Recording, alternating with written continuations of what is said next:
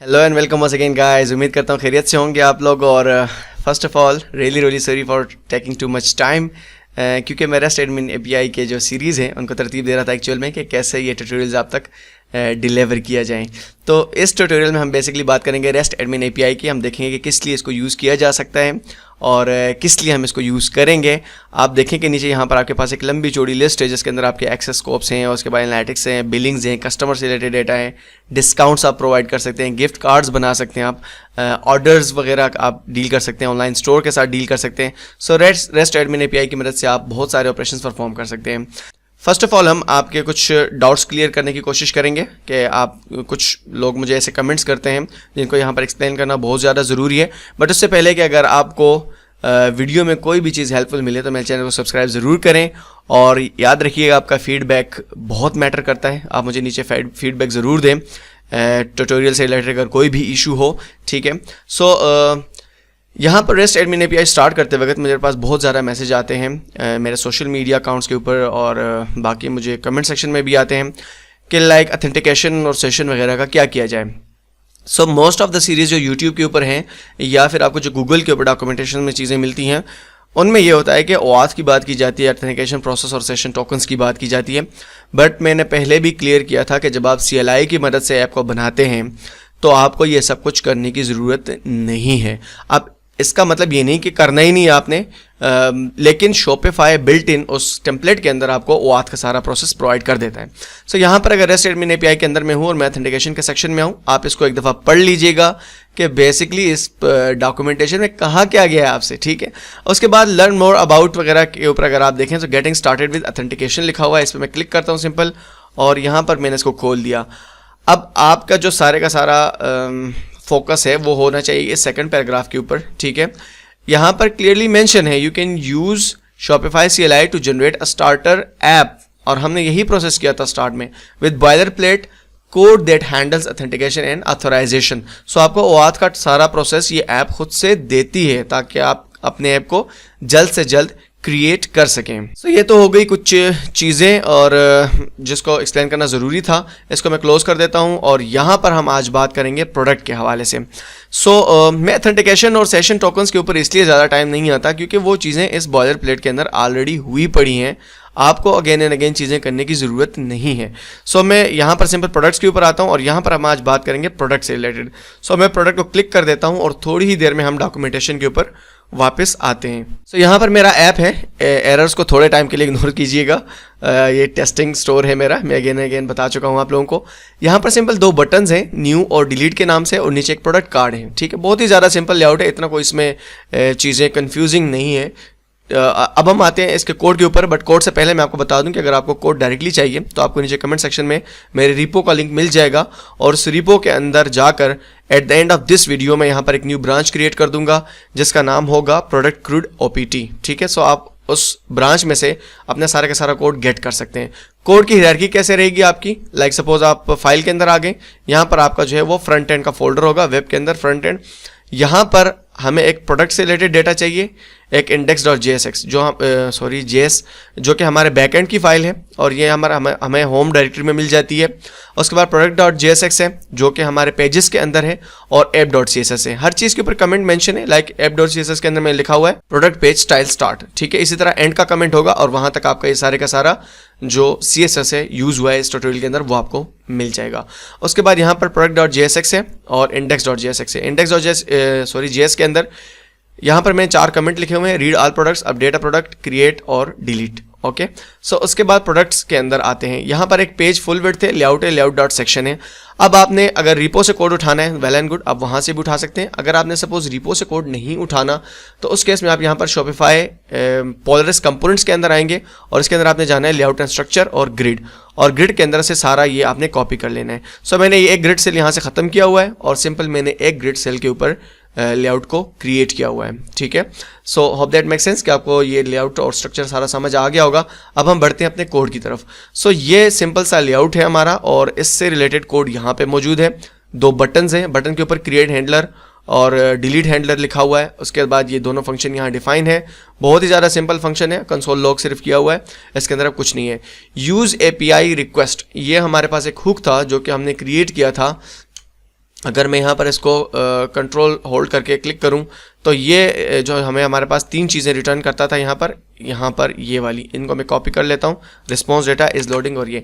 अगर सपोज आपने use API request का हुक नहीं बनाया, आप बनाना चाहते हैं तो आप कोड उठा के बना लें। अगर इन केस आपने नहीं बनाना तो थोड़ी देर में हम यूज़ ऑथेंटिकेटेड फेच को एक्सप्लेन करेंगे। सो आप वीडियो के साथ बने रहें, आपको मैं यूज़ ऑथेंटिकेटेड फेच की मदद से भी कुछ चीज़ें फेच करना सिखा दूंगा, जिसको यूज़ करके आप फेच कर लेंगे अपने डेटा को। इसके अलावा आप सिंपल फेच एपीआई को भी यूज़ कर सकते हैं, कोई ऐसा प्रॉब्लम नहीं है। तो यहाँ मैं कहता हूँ लेट, और मैं इसको पेस्ट करता हूँ ऑब्जेक्ट जो मैंने वहाँ से कॉपी किया था, रिस्पॉन्स डेटा, इज लोडिंग और एरर को, और यहाँ पर हम कह देते हैं यूज़ एपीआई रिक्वेस्ट। सो यूज एपीआई रिक्वेस्ट जो था मेरा, ये बेसिकली 2 आर्गुमेंट्स को एक्सेप्ट करता है, फर्स्ट यूआरएल, सेकंड मेथड। सो यूआरएल हम लिखेंगे लाइक /API/प्रोडक्ट्स एक्चुअल में कर देता हूँ, और /all, ठीक है। और मेथड हमारे पास यहाँ पर गेट होगा क्योंकि हम प्रोडक्ट को गेट कर रहे हैं, ठीक है। उसके बाद मैं CLG करता हूँ यहाँ पर, CLG कंसोल लॉग यानी, और रिस्पॉन्स डेटा जो हमारा है सिंपल, उसको मैं console.log करा देता हूँ। उसके बाद इसको मैं सेव नहीं करता, अब एरर जनरेट हो जाएगा।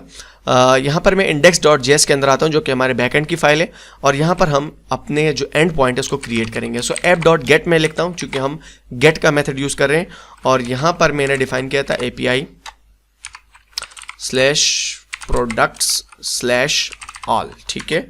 और यहाँ पर मैं लिख देता हूँ async रिक्वेस्ट, इसके अंदर एक होता है और एक रिस्पॉन्स।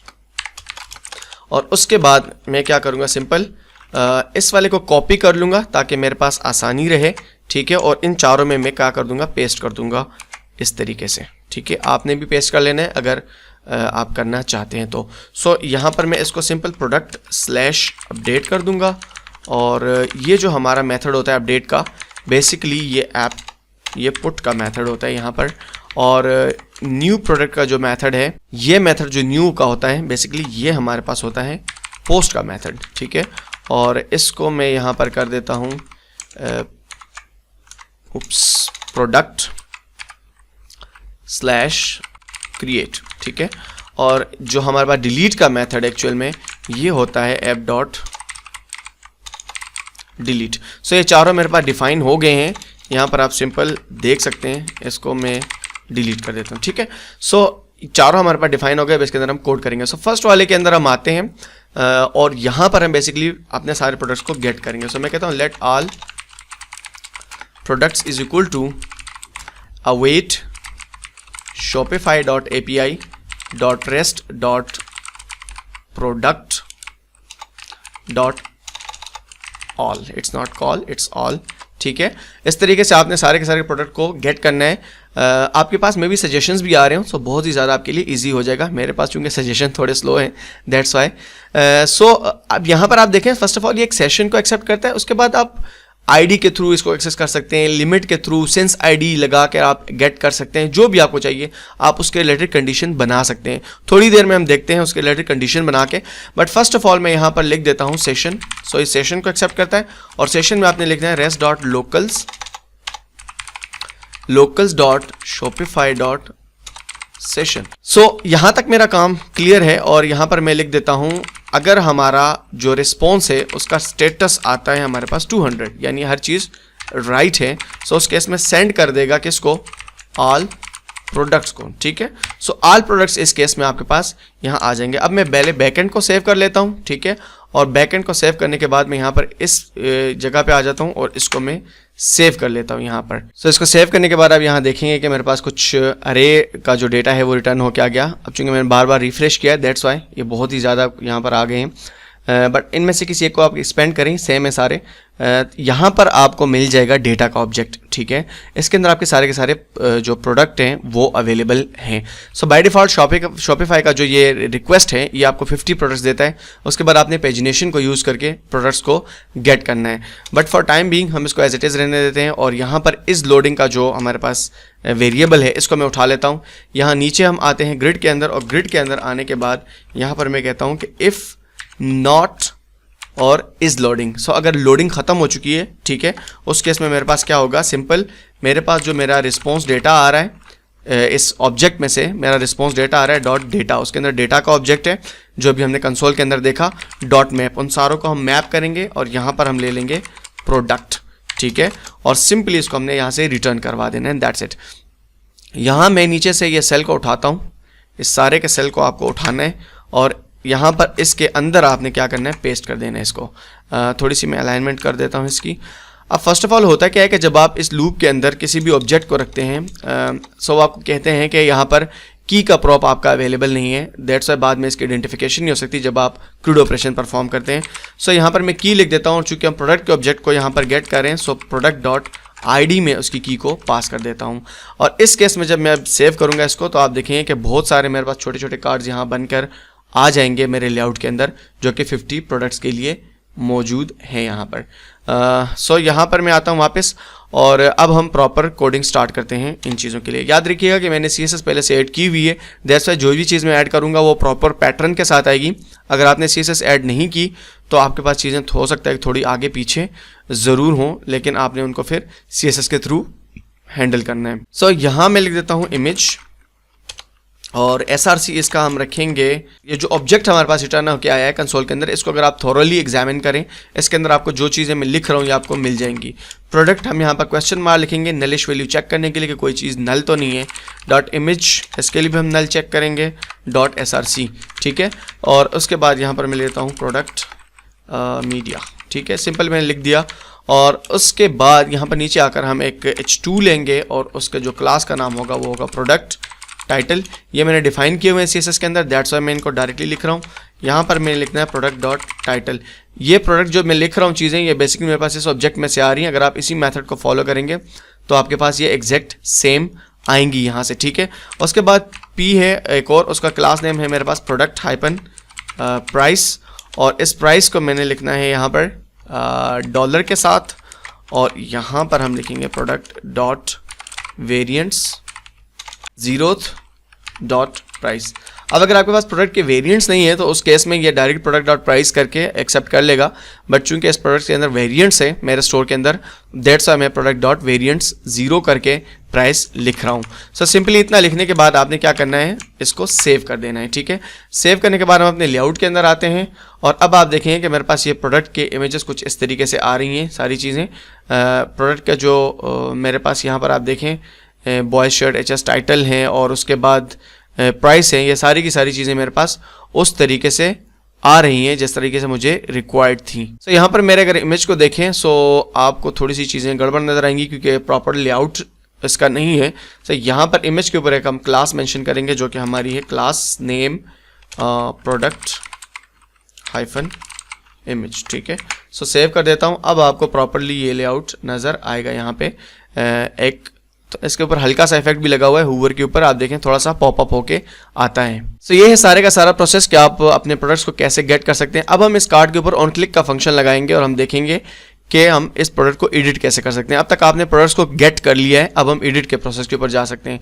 सो अगर डॉक्यूमेंटेशन के अंदर मैं आऊँ, सो आपने यहाँ पर गेट रिट्रीव अ लिस्ट कर लिया है प्रोडक्ट का, ठीक है। अब अगर आपको एक स्पेसिफिक प्रोडक्ट चाहिए तो उसके लिए आप सिंपल क्या करेंगे, लाइक अगर मैं अपने लेआउट के अंदर आता हूँ, यहाँ पर मैं डेटा को एक्सपेंड करता हूँ और इसको, सो आप प्रोडक्ट की ID उठाएंगे, सिंपल यहाँ से इसको कॉपी किया और अपने बैकएंड के अंदर आएंगे और यहाँ पर आपका मेंशन होगा ID और इस तरह से आपने ID को पेस्ट कर देना है, ठीक है।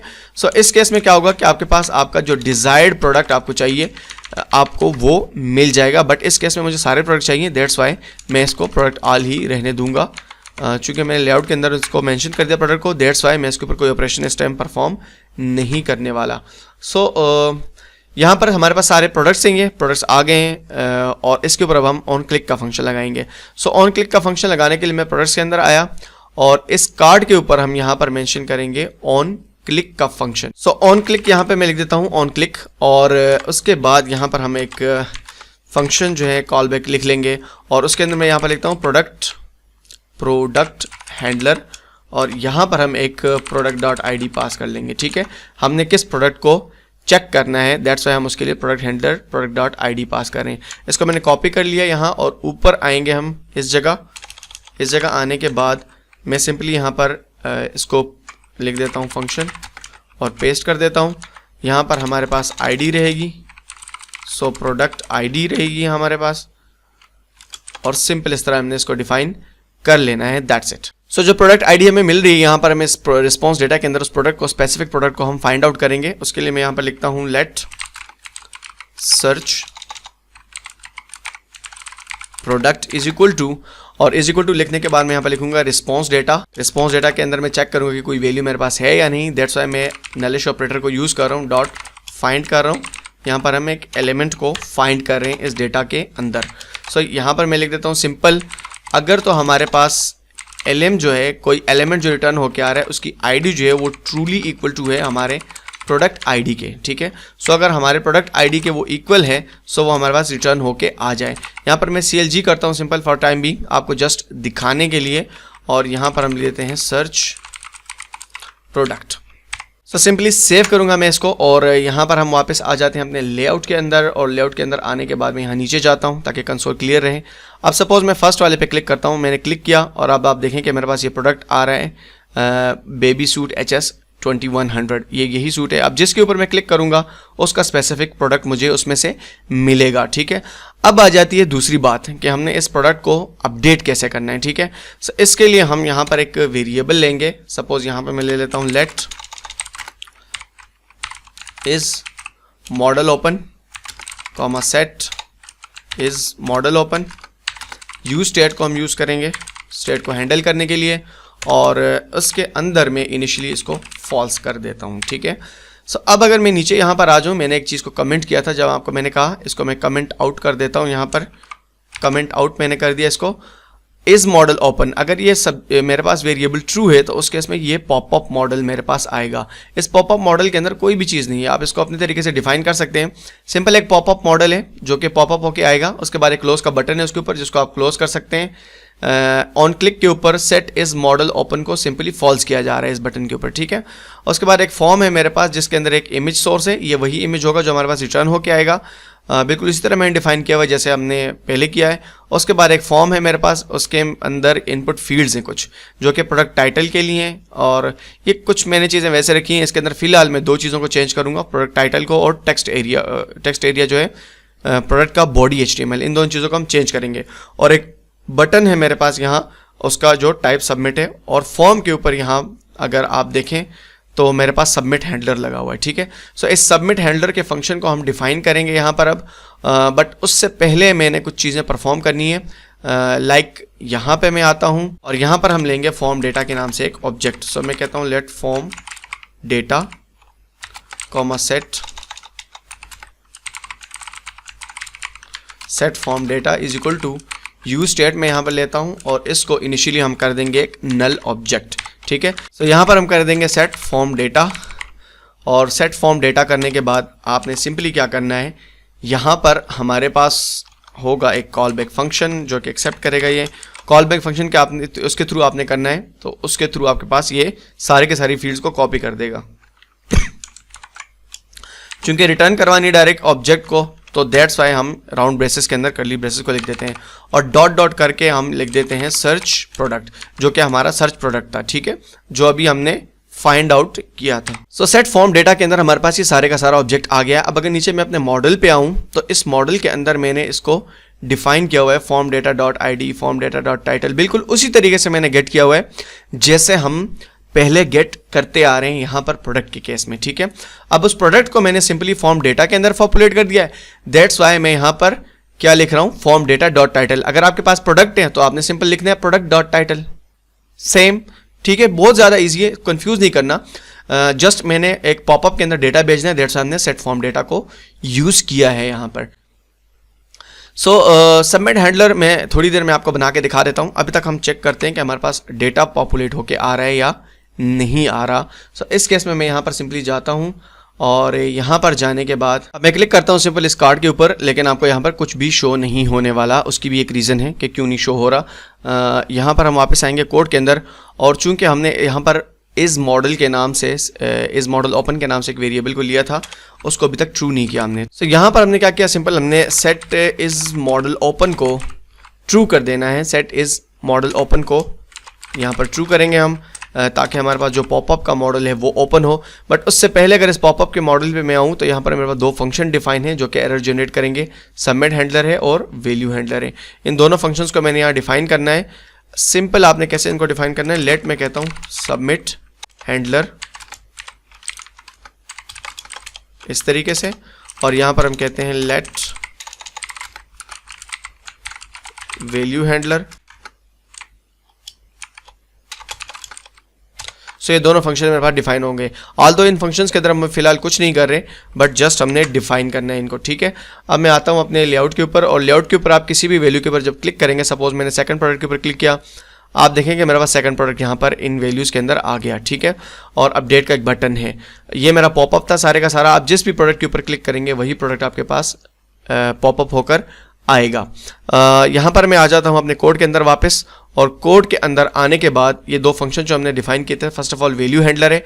वैल्यू हैंडलर जो हमारे पास होता है, इसके अंदर आपको फर्स्ट ऑफ ऑल उन वैल्यूज़ को गेट करना होता है जिनको आप चेंज कर रहे हैं रिएक्ट के अंदर। सो यहाँ पर मैं लिख देता हूँ लेट, और ऑब्जेक्ट डिस्ट्रक्चरिंग हम करेंगे। यहाँ पर हम लेंगे नेम और value is equal to E dot target, target, ठीक है। मैंने मिस्टेक कर दी है, इसको लेना है यहाँ से, और ये सबमिट हैंडलर के अंदर नहीं है बल्कि ये वैल्यू हैंडलर के अंदर है, ठीक है। सो वैल्यू हैंडलर के अंदर हमने इसको लिख दिया ई डॉट टारगेट को, और यहाँ पर हम क्या करेंगे कि हम सेट फॉर्म डेटा के अंदर अपने उस प्रोडक्ट को ले रहे थे जिसको हम फाइंड आउट कर रहे थे, जिसके ऊपर हम क्लिक कर रहे थे।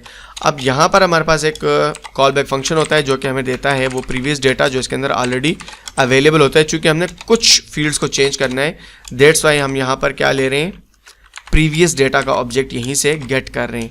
इसके अंदर आपने डॉट डॉट डॉट करके यानी स्प्रेड ऑपरेटर की मदद से प्रिव डेटा को ले लेना है। यहाँ से प्रिव डेटा लेने के बाद आपने सिंपली यहाँ पर नेम और उसके बाद कॉलन लगा के वैल्यू, यानी जो नेम और वैल्यू आपके पास जो चेंज हुई वो रिटर्न होके आ रही है।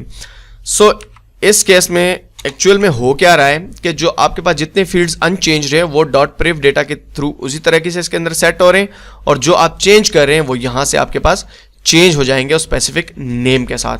ये था आपका वैल्यू हैंडलर। सो सेव करके मैं जाता हूँ अपने लेआउट के ऊपर, और लेआउट के ऊपर जाने के बाद यहाँ पर सिंपल अब मैं जिस भी ऑब्जेक्ट को क्लिक करूंगा, जिस प्रोडक्ट को, उसके अंदर अगर मैं चेंजिंग करता हूँ तो यहाँ मेरे पास चेंजिंग आएंगी। अगर आपने वैल्यू हैंडलर नहीं लिखा तो उसके इसमें आपके पास यहाँ पर चेंजिंग्स रेप्लिकेट नहीं होंगी, आपके पास चेंजिंग्स विजिबल नहीं होंगी, ठीक हो गया। सो ये था मेरा वैल्यू हैंडलर। उसके बाद हम देखते हैं सबमिट हैंडलर को। लाइक अगर आपने वैल्यू को तो गेट कर लिया, ऑब्जेक्ट को भी सेट कर लिया, न्यू ऑब्जेक्ट को, सपोज यहाँ पर मैंने इसको क्लिक किया और मैंने इसके अंदर कुछ रैंडम टेक्स्ट लिख दिया। अब मैं क्या करता हूँ, सिंपल अगर यहाँ से आप रैंडम टेक्स्ट लिखने के बाद अगर आप यहाँ से इसको कंसोल लॉक कर देते हैं फॉर्म डेटा के ऑब्जेक्ट को यहाँ पर, ठीक है, अगर फॉर्म डेटा के ऑब्जेक्ट को यहाँ पर आप कंसोल लॉक कर लेते हैं तो आपको ये चेंजिंग्स मिलेंगी जो आपने की हुई है वहाँ पे, ठीक है। उसके बाद मैं यहाँ सबमिट हैंडलर के अंदर आता हूँ। सबमिट हैंडलर के अंदर आकर सबसे पहले हमने ई डॉट प्रिवेंट डिफॉल्ट करना है, ठीक है, यानी फॉर्म को रिफ्रेश होने से रोकना है। ई डॉट प्रिवेंट डिफॉल्ट करने के बाद यहाँ पर मैं सिंपल ऑथेंटिकेटेड फेच को अब यूज़ करने वाला हूँ। सो यहाँ पर आपने आना है, मैं कहता हूँ let fetch is equal to use authenticated fetch. ये शॉपिफाई आपको ऑटोमेटिकली प्रोवाइड करता है, ठीक है, दैट्स वाई आपको ज़्यादा टेंशन लेने की ज़रूरत नहीं होती। इसके अंदर सेशन और OAuth का प्रोसेस ऑलरेडी हुआ पड़ा होता है, ठीक है। सो यहाँ पर मैं लिखता हूँ सिंपल फेच। किसको मुझे फेच करना है, मुझे उस स्पेसिफिक प्रोडक्ट को चेंज करना है, अपडेट करना है, ठीक है। सो मैं लिखता हूँ API/product/update। ये हमने एंड पॉइंट क्रिएट किया था अपने index.js के अंदर थोड़ी ही देर पहले। अगर मैं आपको दिखा दूँ यहाँ पर अपडेट प्रोडक्ट के नाम से, ठीक है। यहाँ पर मैं क्या करूँगा, ऑब्जेक्ट हम लिखेंगे और यहाँ पर जो हमारा मेथड था वो है पुट का मेथड होता है अपडेट करने के लिए। और हेडर्स में लिखूंगा, इसके अंदर हम लिखेंगे कंटेंट हाइफन टाइप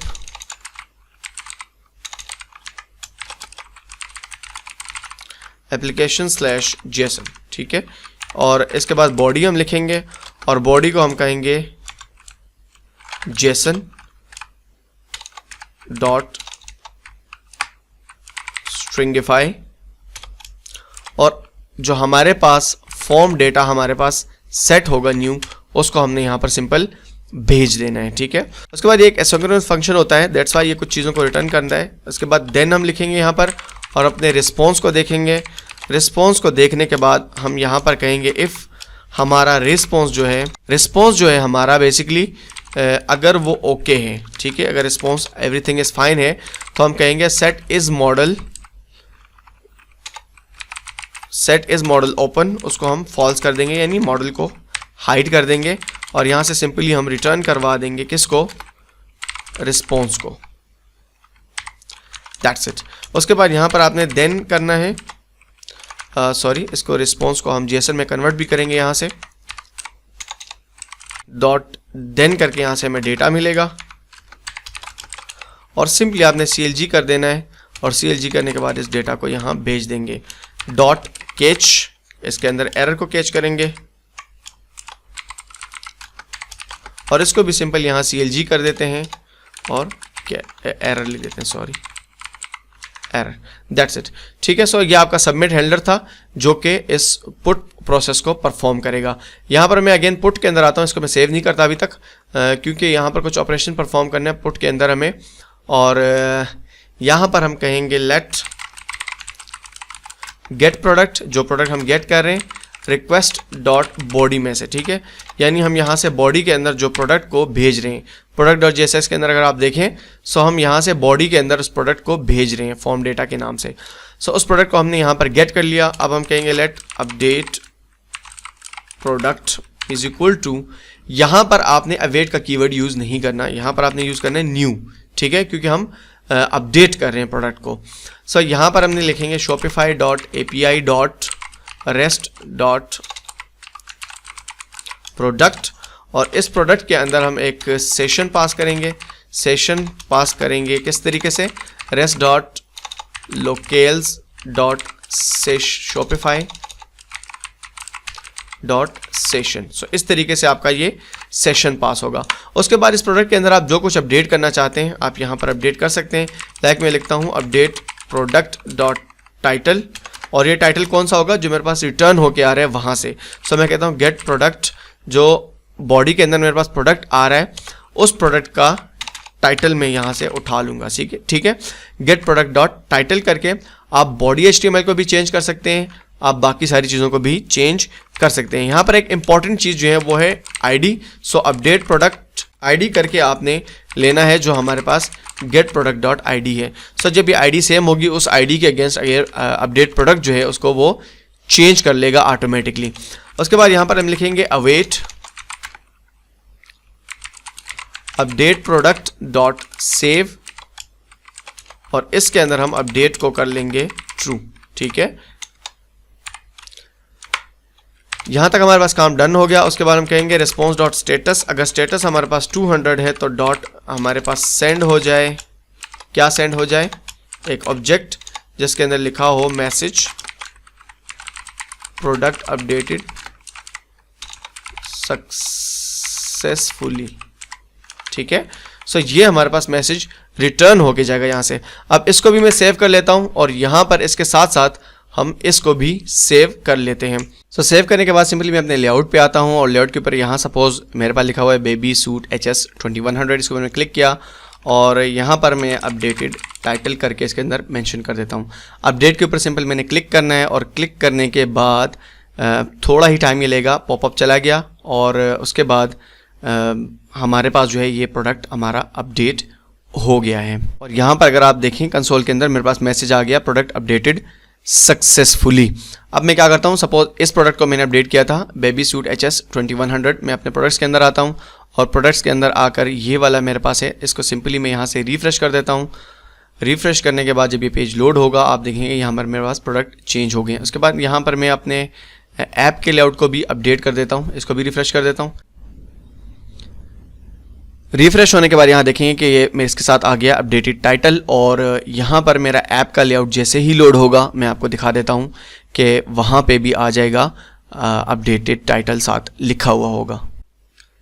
सो मेरा नेट इतना स्टेबल नहीं है, दैट्स वाई थोड़ा टाइम लेता है रिफ्रेश होने में, बट यहाँ पर आप देखें baby suit HS 2100 update title, ठीक है।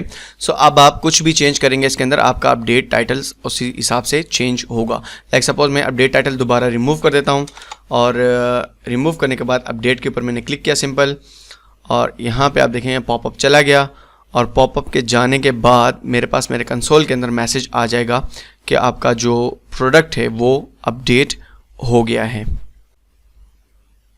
सो यहाँ नीचे आप देख सकते हैं थोड़ा सा टाइम इसने लिया है बट मेरे पास आ गया प्रोडक्ट अपडेट सक्सेसफुली। अगर आपका कनेक्शन स्टेबल है और अच्छा है तो आपके पास जल्दी ये लोड हो जाएगा। यहाँ पर अपडेट टाइटल साथ लिखा हुआ है और अगेन मैं इसको रिफ्रेश करता हूँ तो आप देखेंगे इसमें से अपडेट टाइटल ख़त्म हो जाएगा। बट हम इसके लिए नहीं बैठते बल्कि फ़र्दर मूव करते हैं। अब हम जो है न्यू के बटन के ऊपर हम यहाँ ऑपरेशन परफॉर्म करने वाले हैं। इसके लिए हम लिखेंगे कोड और इसको मैं सबमिट हैंडलर को मैं क्लोज़ कर देता हूँ। उसके बाद इसको भी क्लोज़ कर देते हैं, वैल्यू हैंडलर को भी क्लोज़ कर देते हैं। क्रिएट हैंडलर मेरे पास है यहाँ न्यू प्रोडक्ट क्रिएट करने के लिए। यहाँ पे अगर आप देखेंगे तो क्रिएट हैंडलर लिखा हुआ है। क्रिएट हैंडलर लिखने के बाद यहाँ पर मेरे पास न्यू है इसके अंदर और ऐड के अंदर एक कंपोनेंट है। ये कंपोनेंट बेसिकली मेरे पास मटेरियल यूआई से आ रहे हैं। अगर आप चाहें तो आप इसको यूज़ कर सकते हैं मटेरियल यूआई के पैकेज को और इस तरीके से आपके कंपोनेंट्स के अंदर ये चीज़ें आ जाएंगी, ये आइकन्स जो हैं आ जाएंगे। ठीक है, सो लेआउट के ऊपर आते हैं। यहाँ मैं देख लेता हूँ शायद अपडेट हो गया हो। ऑलराइट, ये आ गया है रिफ्रेश होके। सो यहाँ बेबी सूट वो अपडेट टाइटल जो था वो ख़त्म हो चुका है। फर्स्ट देन हमारे पास जो है आपने देख लिया है कि कैसे हमने गेट को यूज़ किया और अपडेट को किया। ठीक है, अब हम क्रिएट करेंगे एक न्यू प्रोडक्ट को। ठीक है, क्रिएट के ऑप्शन में हम आ गए। आप इन तरीक़ों से क्रिएट कर सकते हैं। उसके अलावा नीचे एग्जांपल्स भी आपके पास मेंशन है, आप एग्जांपल्स भी देख सकते हैं। लेकिन अगर फिर भी आपको कोई इशू है तो आप मुझे कमेंट सेक्शन में भी पूछ सकते हैं। यहाँ पर न्यू का जो बटन है इसके ऊपर मैंने सिंपल लिखा था प्रोडक्ट क्रिएटेड। यहाँ पर कंसोल के अंदर आ गया जब क्लिक करने के बाद और मैं सिंपल आपको एक प्रोडक्ट क्रिएट करके दिखा दूंगा। आपने फिर एक इसी तरह पॉपअप क्रिएट करके उसके अंदर इनपुट बॉक्सेस लेने और उनका डेटा उसी तरह से ऑब्जेक्ट के अंदर स्टोर करके फॉर्म डेटा के थ्रू आपने भेज देना है जिस तरह के पहले हम भेज रहे थे थोड़ी देर पहले अपडेट करने के लिए। बट टाइम के शॉर्टेज की वजह से और वीडियो काफ़ी ज़्यादा लेंथी हो जाता है चीज़ों को समझाते बट मेरी कोशिश होती है कि चीज़ें हम सारी कवर कर लें। सो इस केस में यहाँ पर मैंने असिंक फंक्शन ये लिया हुआ है और यहाँ पर सिंपल मैं ट्राई एंड कैच के ब्लॉक को यूज़ करूँगा। ट्राई एंड कैच का ब्लॉक यहाँ पर हमने यूज़ करना है और एरर यहाँ पर और CLG कर देता हूँ मैं किसको, एरर को। ठीक है, एरर को हमने कंसोल लॉक कर लिया। अब यहाँ पर हम मेथड यूज़ करते हैं। सपोज मैं कहता हूँ let request is equal to, request हम कर रहे हैं API को अवेट करके और हम कह रहे हैं कि फेच करें किसको, स्लैश API स्लैश, बल्कि मैं वहाँ से कॉपी कर लेता हूँ index.js के अंदर में से जो हमने प्रॉपर डिफाइन किया था क्रिएट करने के लिए। ठीक है, सो ये हम क्रिएट कर रहे हैं बेसिकली एक न्यू प्रोडक्ट। सो इसको कॉपी करके यहाँ पे हमने पेस्ट कर दिया और क्रिएट के लिए जो बेसिकली आपका मेथड होता है वो यूज़ होता है पोस्ट का। ठीक है, सो यहाँ पर मैं सिंपल मेथड को मेंशन कर देता हूँ और मेथड मेंशन करने के बाद यहाँ पर लिख देते हैं हम पोस्ट, दैट्स इट। ठीक है, यहाँ से हमारे पास जो रिस्पॉन्स रिटर्न होके आएगा इज इक्वल टू, उसको हम अवेट कर लेते हैं response.json करके। ठीक है, और CLG कर देते हैं किसको, रिस्पॉन्स को हम CLG कर देते हैं। ऑलराइट, सो रिस्पॉन्स को हमने CLG कर लिया सिंपल। अब इसको सेव नहीं करेंगे क्योंकि हमने इस एंड पॉइंट के अंदर कुछ डिफाइन नहीं किया हुआ क्रिएट करने के लिए। सो इस एंड पॉइंट के अंदर हम अपने कुछ डेटा को डिफाइन करेंगे क्रिएट करने के लिए। सपोज मैं फर्स्ट ऑफ ऑल कहता हूँ let new product is equal to, again आपने यहाँ पर न्यू का कीवर्ड यूज़ करना है और shopify dot API dot rest dot product और इसके अंदर हमारे पास बेसिकली ऑब्जेक्ट जाएगा। ऑब्जेक्ट किस चीज़ का जाएगा, सेशन का जाएगा। Session rest dot locals dot Shopify dot session. ठीक है, सो ये हमारे पास ओवरऑल सेशन जो है हमारा जाएगा rest dot locals dot Shopify dot session. अब इसके बाद इस प्रोडक्ट का आप कुछ भी क्रिएट कर सकते हैं। ID बाय डिफ़ॉल्ट होती है, दैट्स वाई आप ID ना भी यूज़ करें नो प्रॉब्लम। मैं कहता हूँ न्यू प्रोडक्ट डॉट, इसको मैं मल्टीपल टाइम कॉपी कर लेता हूँ और फर्स्ट ऑफ ऑल मैं लिख देता हूँ title is equal to main new style shoe. ठीक है, मैं थोड़ी देर में आपको चीज़ें बता भी देता हूँ कि मैं ये क्यों लिख रहा हूँ। Body underscore HTML is equal to main new style shoe latest design, इस तरह कुछ हम लिख देते हैं। ठीक है, कोई ऐसी प्रॉब्लम नहीं है। यहाँ वेंडर टाइटल लिखना ज़रूरी है, बाकी चीज़ें मस्ट नहीं है। बाकी चीज़ें आप अपने शॉपिफाई एडमिन के अंदर जाके चेंज कर सकते हैं, बट टाइटल लिखना ज़रूरी होता है ताकि आपको पता चले कि आपने कौन सा प्रोडक्ट क्रिएट किया है। वेंडर में इसका लिख देता हूँ सिंपल अपने स्टोर का नाम अलजन्नत डेमो। ठीक है, और उसके बाद यहाँ पर हम इमेजेस में मेंशन कर देते हैं प्रोडक्ट डॉट इमेजेस, और इमेजेस चूंकि अरे ऑफ ऑब्जेक्ट होते हैं दैट्स वाई हम अरे ऑफ ऑब्जेक्ट लेंगे और इसके अंदर हम अपना SRC जो है वो डिफाइन करेंगे कुछ इस तरीके से। अब मैं अपने ब्राउज़र के अंदर आता हूँ, मैंने भी कोई चीज़ सेव नहीं की, ठीक है, ये देखिएगा दोनों फाइल मेरी एज इट इज़ हैं। यहाँ पर मैंने पिक्सेल्स के अंदर से ये इमेज उठाई है, राइट क्लिक करके आप कॉपी इमेज एड्रेस कर सकते हैं, ठीक है। सिंपल ये कॉपी इमेज एड्रेस मैंने किया, यहाँ से इसको मैं क्लोज कर देता हूँ। और यहाँ पे अगर आप आएंगे अब मेरे प्रोडक्ट्स के अंदर यहाँ पर मैं सर्च कर लेता हूँ अपने उस टाइटल को जो कि हमने यहाँ पर मेंशन किया है, मेन न्यू स्टाइल शू, ठीक है। सर्च कर लेते हैं कि ये अवेलेबल तो नहीं है, मेन न्यू स्टाइल, ठीक है, कोई शू मेरे पास यहाँ पर अवेलेबल नहीं है इस नाम से। अगेन हम आते हैं अपने कोड के अंदर और यहाँ पर हम SRC को पेस्ट कर देते हैं जो कि इमेज का पाथ हमने कॉपी किया है। पाथ कॉपी करने के बाद सिंपली यहाँ पे हम कहेंगे न्यू प्रोडक्ट डॉट सेव और उसी तरीके से ऑब्जेक्ट पास करके अपडेट को हम कर देंगे ट्रू, ठीक है, और इसको हम अवेट कर लेंगे चूंकि एसिंक्रोनस फंक्शन है, अवेट, ठीक है। रिस्पॉन्स डॉट स्टेटस अगर एवरीथिंग इज गुड 200 है तो हम सेंड कर लेंगे किसको, ऑब्जेक्ट के अंदर एक मैसेज प्रोडक्ट क्रिएटेड सक्सेसफुली, ठीक है। सो ये मैसेज हम बेसिकली भेज देंगे। सेव करता हूँ मैं सिंपल यहाँ अब इसको, और इसको भी सेव कर लेते हैं। आता हूँ मैं अपने लेआउट के ऊपर। सो लेआउट के ऊपर आने के बाद आपने सिंपली क्या करना है, न्यू के ऊपर क्लिक कर देना है, ठीक है। सो न्यू के ऊपर जब मैं क्लिक करूँगा यहाँ तो आप देखेंगे कि मेरे पास प्रोसेस होने के बाद सिंपली मैसेज आ जाएगा। यहाँ पर एरर आ गया है जो कि कह रहा है can not access response before initialization, और अपने कोड के अंदर अगर आप देखें तो यहाँ पर हमने रिक्वेस्ट चूंकि लिया हुआ है इसलिए हम यहाँ पर रिक्वेस्ट को जेसन में कन्वर्ट करेंगे, नॉट रिस्पॉन्स को, ठीक है। सो सेव करता हूँ और दोबारा से हम अपने लेआउट के ऊपर आते हैं। लेआउट के ऊपर आने के बाद यहाँ सिंपली मैं न्यू के बटन के ऊपर क्लिक कर देता हूँ। क्लिक करने के बाद थोड़ी देर का प्रोसेस चलेगा, आप रोटेटर लगा सकते हैं, कुछ भी चाहे आप लगा सकते हैं, और यहाँ मेरे पास आ गया प्रोडक्ट क्रिएटेड सक्सेसफुली।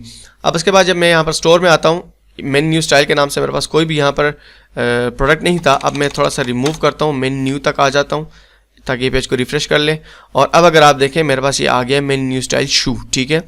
2 दफ़ा मेरे पास क्रिएट हो गया क्योंकि 2 दफ़ा रिफ्रेश किया और एक दफ़ा हमने गलत ऑब्जेक्ट को जेसन में कन्वर्ट कर दिया था यहाँ पर इस लाइन में, दैट्स वाई 2 दफ़ा ये हमारे पास प्रोडक्ट क्रिएट हो चुका है।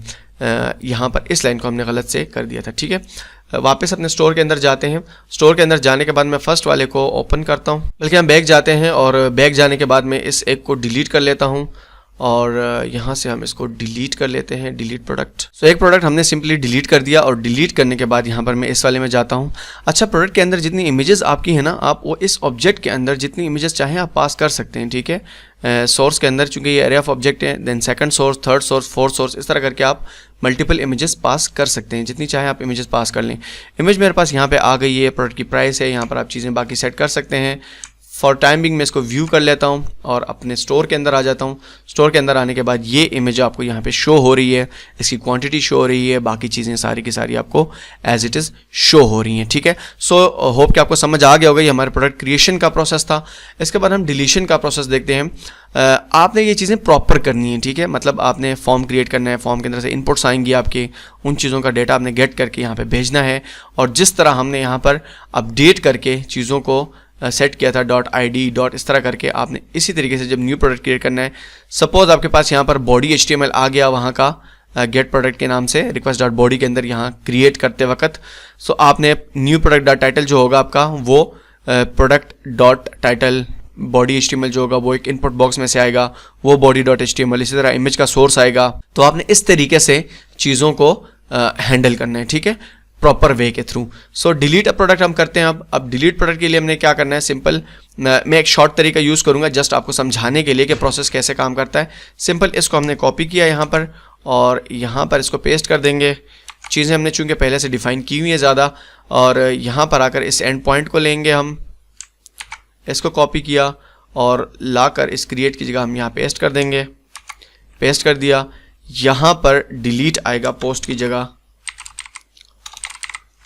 डिलीट आ गया, ठीक है। और बाकी का सारा प्रोसेस आपका उसी तरीके से होगा। बट यहाँ पर जब हम डिफाइन करेंगे, सो लेट्स यहाँ पर हमने इस प्रोडक्ट को इस तरह से गेट किया था, बट यहाँ पर हम लिखेंगे अवेट, डायरेक्ट ले चुके हमने, डिलीट करना है, ठीक है। सो shopify.api.rest.product.delete के इसके अंदर एक मेथड होता है जो कि हमारा फर्स्ट ऑफ ऑल एक सेशन लेता है, rest.locales.shopify.session, ठीक है। ये आपके पास सेशन आ गया। नेक्स्ट आपके पास आईडी होती है, जिस आईडी के थ्रू आप उस आइटम को डिलीट करते हैं, ठीक है। सो आईडी आपने प्रॉपर जिस आइटम के ऊपर क्लिक करते हैं उस आइटम का एक पॉपअप जनरेट हो और आईडी फैच करे, उस आईडी को आप भेजें। बट फॉर टाइम बिंग मैं डायरेक्टली यहाँ पर इस आईडी को लेता हूँ .json करके, और इस आईडी को मैं यहाँ से उठा लूँगा इस प्रोडक्ट की, ठीक है। इस प्रोडक्ट की आईडी को हम यहाँ से कॉपी कर लेते हैं, और कॉपी करने के बाद सिंपली मैं क्या करता हूँ, यहाँ पर आ जाते हैं। यहाँ पे आने के बाद इसकी आईडी को मैं यहाँ पेस्ट कर देता हूँ, ठीक है। और अगर हर चीज़ डन है हमारे पास, अगेन उसी तरह response.status अगर 200 है तो .send करे, किसको सेंड करे, इस मैसेज को हम यहाँ से कॉपी कर लेते हैं, यहाँ ला के पेस्ट कर देते हैं, और हम यहाँ लिख देते हैं प्रोडक्ट डिलीटेड सक्सेसफुली।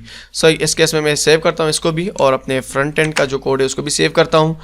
अब अगेन यहाँ पे मैं आपको एक और चीज़ बता दूँ कि ये जो प्रोडक्ट मेरे पास अवेलेबल है, मैं बैक जाता हूँ यहाँ से, और बैक जाने के बाद ये मेन न्यू स्टाइल मेरे पास सर्च्ड है, और यहाँ पर ये प्रोडक्ट जो है मेरे पास आ रहा है, ठीक है, अवेलेबल है मेरे पास।